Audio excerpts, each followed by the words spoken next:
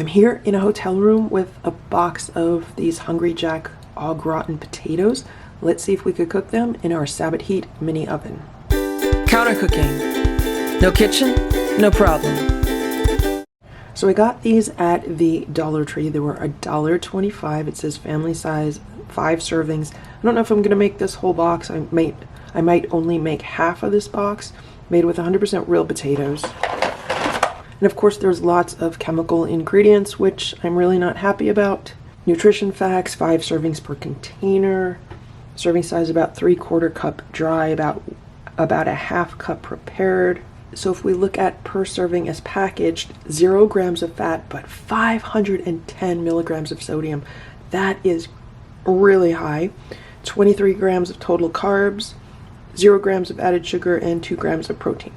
So to make these, it says you need 2 cups of water, 2 tablespoons margarine or butter, which I don't have, and 2/3 cups of milk, which I don't have. I have water, that's it. It gives you traditional oven directions and also stovetop directions. Combine potato slices, sauce mix, water, milk, and butter in a 3-quart saucepan. 3-quart saucepan, so it's pretty big. We're dealing with much smaller pans than that.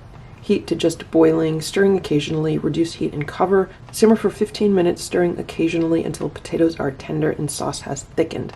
Let stand for 5 minutes prior to serving. So let's see how these will come out in our Sabotheat. So I just plugged the Sabotheat in, and now let's put it on level 6. So that's the highest level. And this is the pan I'm going to be using. This is a vintage style mess kit. I'm going to rinse it out. There's some water stains in it, but I'm just going to rinse it out anyway. I just opened this box of potatoes. I've never had this before, so I had no idea what to expect.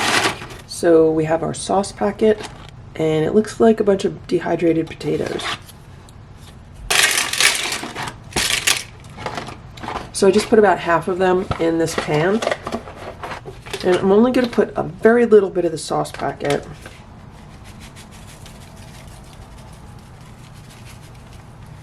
That's it. I'm not putting anywhere near half of that packet. Maybe that was like 1/5 of the packet, 1/6 of the packet. And let me go grab some water. Maybe I'll put in like 1 cup of water. So I don't actually have a measuring cup. I'm just kind of eyeballing the water amount. Wow, did you see that? So the sauce powder is white until you add water, and then it turns yellow. That's kind of scary.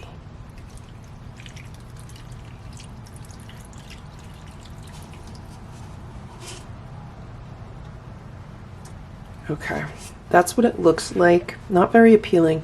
The smell is not appealing at all. It smells like a cup of soup, which I don't eat. It just smells like fake chicken broth to me.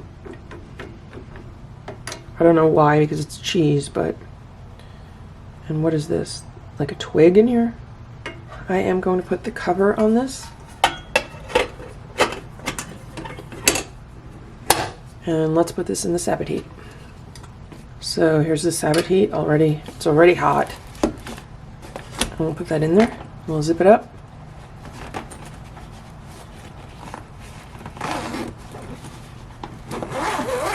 I'm gonna set a timer for 15 minutes, and I'll be back in about 15 minutes. It's been 15 minutes. Let's see what's going on here. It smells good. Okay, this is really hot. The pan's really hot.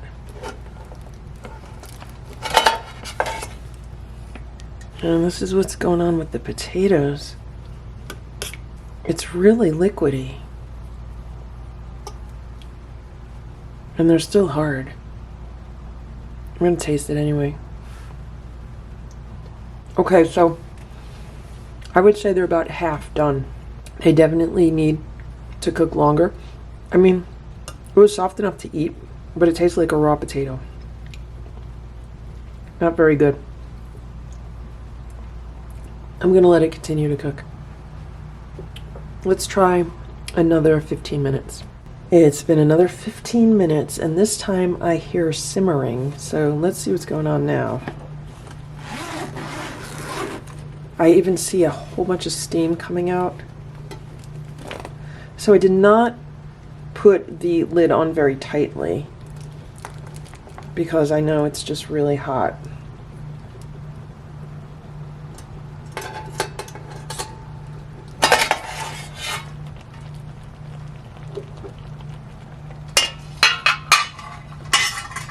And here's what's going on with the potatoes. We can see that the sauce is simmering away. It looks thicker than it did before.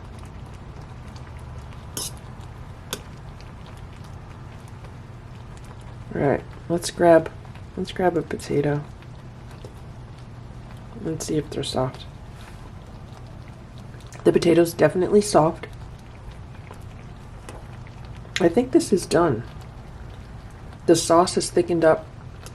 It's much thicker than it was before. I don't know if the potatoes need more cooking time. I mean, they're soft, but I don't normally eat this kind of stuff, so I don't know. Let's try another 10 minutes of cooking time, and then we'll come back and we'll see what's going on. Okay, it's been another 10 minutes. Let's see what's going on here. Still hear a whole bunch of sizzling.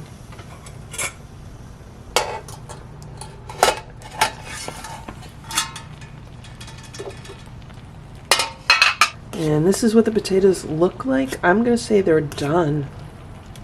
They've absorbed most of the sauce. The sauce has thickened. And let's taste these again. They are really, really hot, but they're soft and they're edible. So this is definitely something that's interesting.